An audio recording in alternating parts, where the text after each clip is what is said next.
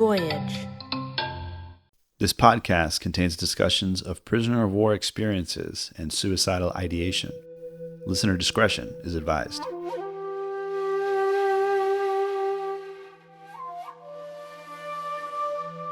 My dear Susan, if you're reading this, I'm gone now. I'm sorry for the way I could be at times, but I want you to know that you brought me so much joy. Just seeing you made me stop and realize where I was and how lucky I was. There's so much I want to say, but I don't have the words. I just never had the words. I hope you know. I think you do. There is nothing I've ever been more certain of than this. You will go on to lead a nice life and be a good person in this world. I wish I could be there to see it. I'll have to settle for looking down from the clouds. With love, your father. I was born when my dad was 40 years old, so that was in 1960. So that was a good while after he had been back. He didn't marry until he was 37. It was supposed to be a boy. I don't know if you remember the song, The Boy Named Sue. That's what I've always kind of thought of myself as the boy named Sue.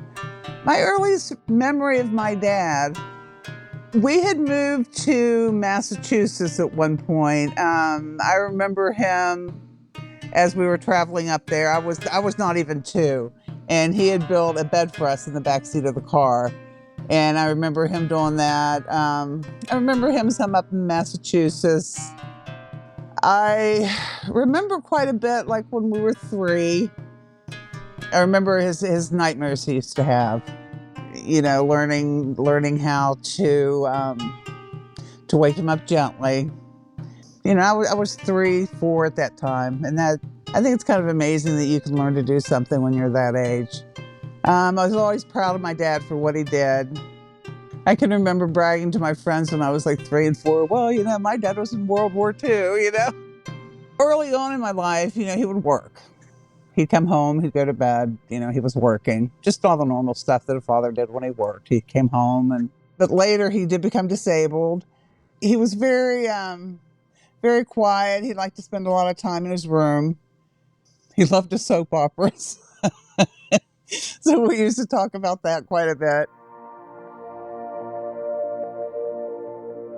He would go to our high school football games and stuff, but yet he was not one of the fathers that would go outside and play wiffle ball in the streets with all the kids.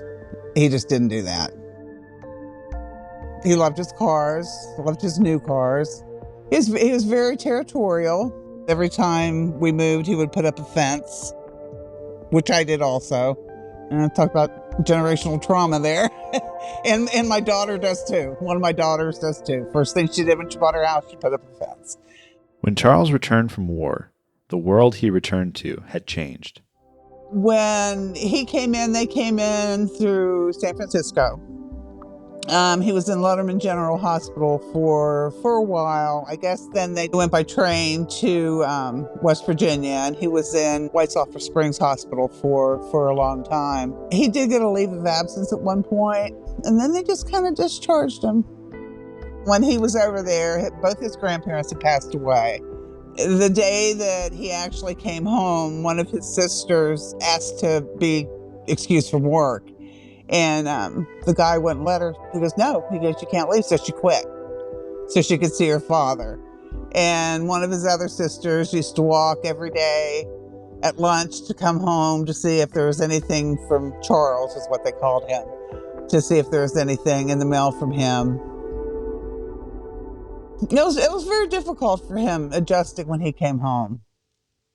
There's, you know, they just let him go. I mean, it's just amazing. I mean, really no follow-up.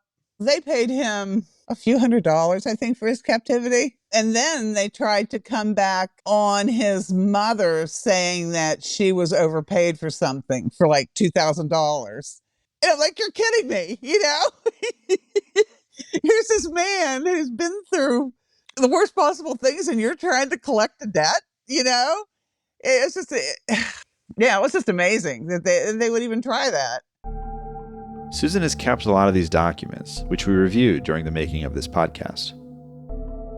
They had to sign a gag order saying that they wouldn't talk about what happened to them through the press. And I think my dad extended it further to his family because he would not talk about it. You know, I mean, you had to like pull at him to get anything out. He just wouldn't discuss it. He eventually became a coal miner. He also worked in Cleveland. He worked for a tool manufacturer in Jamestown, New York. And that was basically it. I mean, it was just a lot of adjustment, and I think that was very hard for him because he was always a worker. He loved to provide. He loved to work. I'm sure that was very hard for him not to be able to keep a job. Well, I mean, as most of them came back, most of them had some trouble with alcohol. I don't believe they were alcoholics. I just think it was a way for them to soothe what they had gone through. I mean, they just weren't given any kind of skills to be able to cope. I mean, that's the only way they could cope was to drink a little. He'd come back. He'd become very agitated. His family said he came back a changed man, and I'm sure he did. You know, he left a carefree young kid ready to see the world, and you come back and you're this shell of a person. One time when he had been out drinking, and I don't know if he got into a scuffle with someone else, all of a sudden he started running from them, and he thought that the Japanese were after him. So he ran and he ran and he ran, and he finally hid under, I think it was his sister's porch. And of course they found him. But I mean, that just must have been terrifying to think after you've been through all that to come home and all of a sudden think you were being pursued by these people who had treated you so cruelly all these years. Sam Coleman also had thoughts on this subject. I have plenty of opportunities to think back in my life at how callow I've been, really clueless. My father had a friend who was a golfing buddy. This was in Milwaukee, Wisconsin, so we're talking the World War II generation. And my father sometimes complained that his friend, he didn't do any drinking, he had a really bad stomach, he had trouble holding down his food. This guy was a prisoner of war of the Japanese who was captured in Singapore, and he lived. And if I'd known and I'd met the guy and I'd say, holy cow, we've got to take care of you. And I'd tell my father, stop griping about him not being able to drink and having a sensitive stomach. He's lucky he has a stomach at all. It's interesting to see how different prisoners of war reacted to their experience. Kurt Vonnegut, the author, was a prisoner of war of the Germans. It inspired his book Slaughterhouse 5. My father was not a prisoner of war. He was never captured. He was a B-26 pilot, flew over 50 missions in Europe. And to this day, I don't know if he had some of the symptoms of PTSD or not. He loved flying, so he didn't have a phobia of airplanes, even though his was nearly shot out from under him a couple of times. But the guy, in terms of temper, he had a really short fuse. These guys have experienced a lot of frustration. And a lot of men who are otherwise extremely brave in situations of battle, if they're put into a situation of extreme danger in which they have no control whatsoever, they'll be just as scared and just as upset as any of the rest of us, and resentful. So that's why it's really hard sometimes to try to pry discussion out of these guys.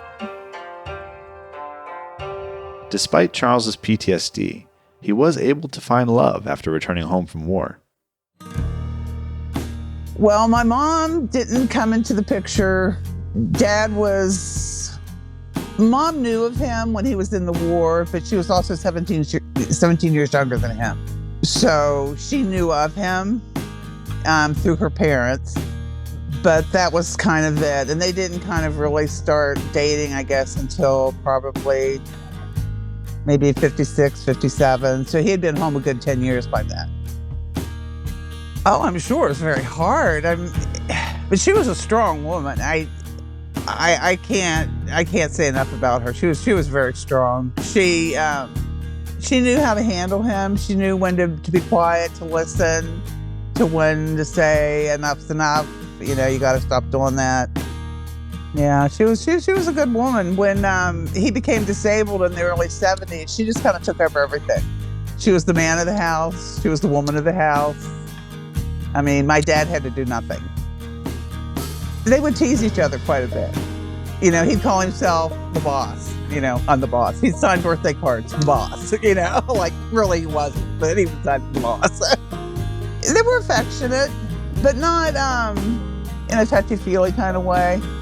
I think their relationship, they showed their affection more by teasing each other.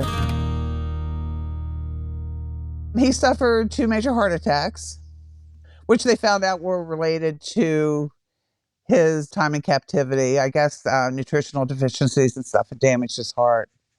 At one point, he had died and had a near-death experience, and they brought him back.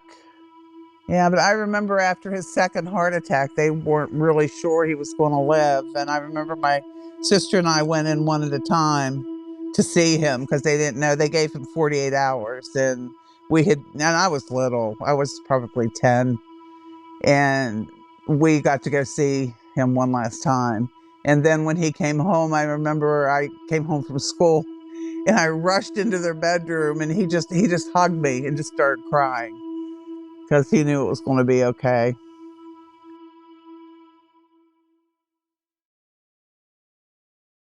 He passed away in his sleep. They aren't sure if he had a heart attack or if perhaps he had a stroke. But my nephew was sleeping with him that night. They were very close. The two of them were more like father-son than grandfather-grandson. And he came running into my mom and he says, Grandma, Pap isn't moving. Pap isn't moving. And then my mom went in and then she found him. For Susan, learning all this about her dad came as a result of a big change in her personal life. I was diagnosed with MS in 95. And by 2004, I was disabled and I'm thinking, what am I going to do with all my time? So I just started going on the internet and I just started researching him. And I mean, this was hours. I would spend sometimes 6 a.m. You wake up and all of a sudden you look up and it's like 6 a.m. You're like, where did the time go? And then I just started joining organizations. I started calling people, talking to family members, just to seeing what I could find out because he really wouldn't talk about it. I could have gone to conventions and stuff, but it wouldn't have allowed me to research the way I wanted to. My mother passed away about a year or so ago, and I'm still going through all her stuff. And I found a letter from, I don't know if he was with Dad over there, but it said that, dear sir and brother, hope this brings you some Christmas cheer. Basically, these were cash donations from other members of Camp O'Donnell No. 2. And that was one of the camps he was in. So I'm finding things out all the time. As for the Japanese side of this story, extensive war crimes trials were conducted from 1946 to 1948 for many of the Japanese involved in the prisoners of war camps and factories the prisoners labored at. In Linda Gets Home's book, Guest of the Emperor, she notes that General Shiro Ishii, who developed Unit 731, was detained but not tried for his experiments on human beings. He faked his own funeral, but was discovered and detained. He successfully concealed his paperwork on the medical team's visits to the Mukden camp by burying them at his family's house near Tokyo. The emperor had actually forbidden the biological warfare program, but Ishii hid it as a subsidiary of a water purification project. Several former POWs got to give affidavits at the trial of a brutal camp staff member, Corporal Ichi Noda, who was known for his severe, sometimes 10-minute-long beatings. Noda was given a brief prison sentence and was released early from it. The Shanghai trials in 1946 led to more severe sentences, like that of Captain Toru Miki, who was sentenced to 25 years of hard labor. Captain Joichi Kuwashima was sentenced to death by hanging, the result of multiple Mukden POWs testifying to witnessing him performing beatings, sending sick prisoners to work in the factory, and being directly responsible for multiple deaths. Susan was more concerned about her father than the fate of his captors, and wished he would have opened up more about his experiences. Yeah, I just wish he would have told me more about what he did, where he was, why he did what he did, how he felt, who his friends were, how he got through day to day. And there's none of that. So I can only think in my head what it could have been. I know he mentioned it one time that the only thing that got him through was thinking about his family, and that's kind of what got him through somewhat. But I never had any of that. I would have liked to have known. I guess more the emotional side. I always figured, I just understood that I could probably figure out his timeline, but I wanted to know more about the emotional side of it.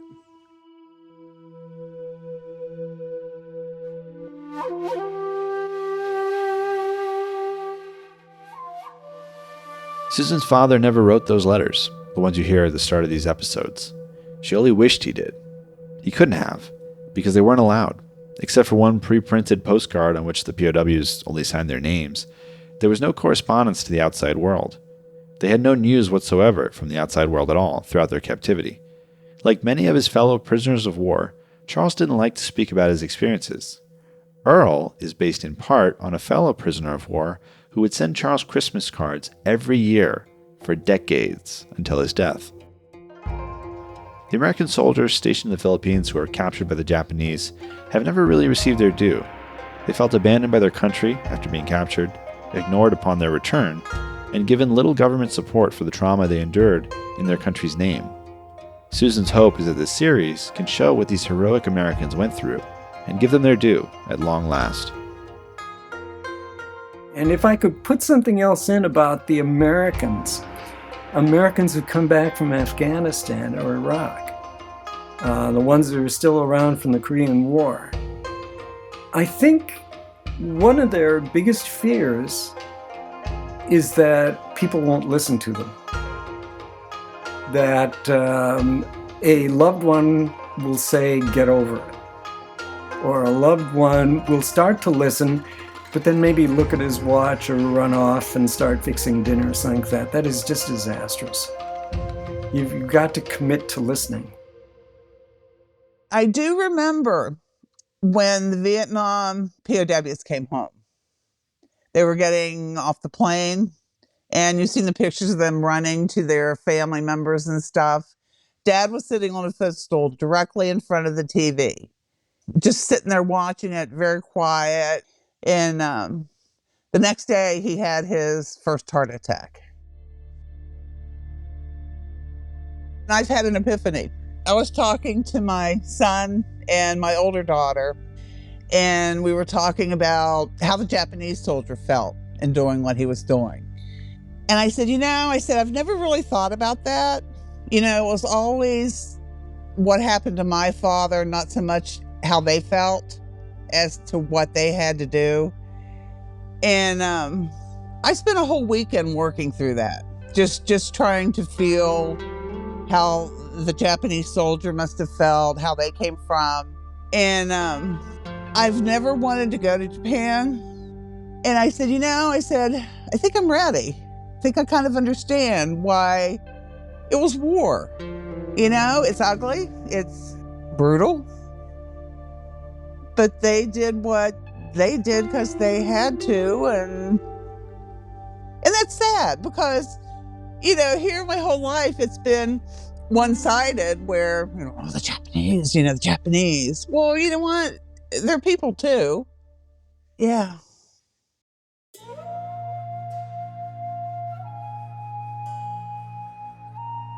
One of the organizations has it's called a friendship tour through American Defenders of Baton and Corregidor. You meet with all the officials, you can tour like some of the campsites, and they just kind of do a big welcoming thing. And I'd really like to do that now. And before I never thought I could. And I'm like, yeah, I could do that. Kind of time to not bury the hatchet, but meet. Meet halfway. Kind of came full circle. It did. And my daughter's like, I've been telling you this all along, and you're just now realizing it.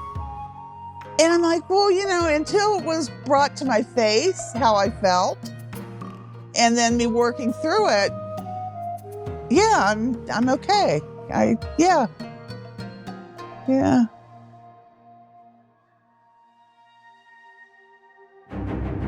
Letters from My Father is a production of Voyage Media.